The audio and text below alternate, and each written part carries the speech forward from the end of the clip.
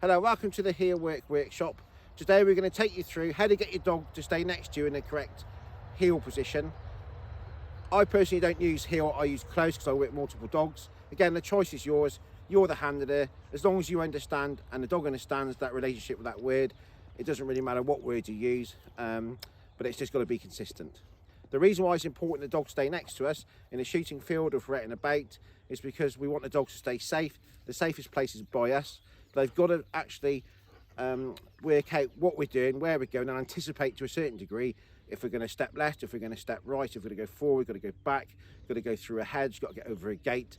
The dog should always be secondary going through any obstacle, unless it's working for itself on a retrieve. Okay, so we're going to go through the lead walking now on a slip lead. We've got young Sabre here, he's a 12-month-old Labrador. He's not trained at all yet. This is his first training session, official training session.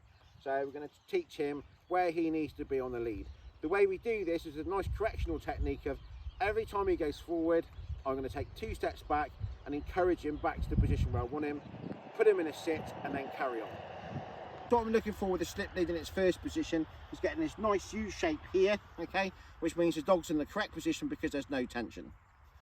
Okay, so before we go through the heel work exercise with Sabre, I just want to explain what the differences are. I use close, so I want a dog close to me. I don't care which side it's on. If I've got a few dogs with me, they must be behind me and never in front of me whilst I'm walking around the shooting field or doing a demonstration or something like that. They've got to know where their place is when they're not working. I don't use heel because heel always sets an anticipation level that the dog will be proud to one of your legs, and that's where the dog's glued to. That's great if you're doing crush and stuff like that. But whilst you're out in a shooting field, you've got to go through hedgerows, gateways, even go through a hedge. You know, the dog wants to settle in behind you and just be a follower. I'm just going to go through the heel work on the slip lead with him. So I'm going to start off from a sit, Sabre sit, oi, sit. Okay, then I'm going to tell him I'm going to step off, and along the way, I'm going to correct him by walking backwards to show him where I want him so he can start to learn what the correct position is. Okay, Sabre close. Okay, so he goes in front, I walk back, close, sit, then back into a sit, and clearly indicated to him where I want him. Okay, and I'll try again, Sabre close, get close, close, sit, sit, and off we go again, close, get close.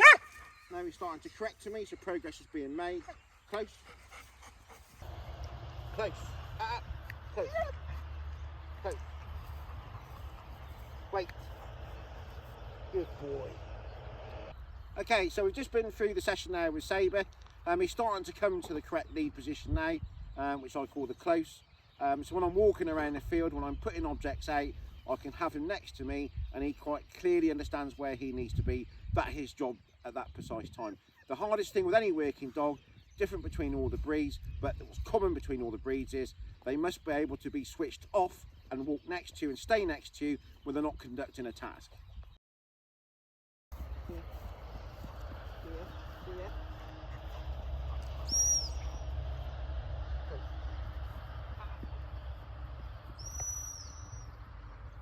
Wait, leave it.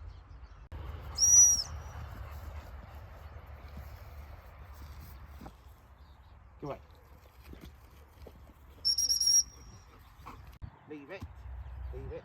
Sabre, Sabre, touch it.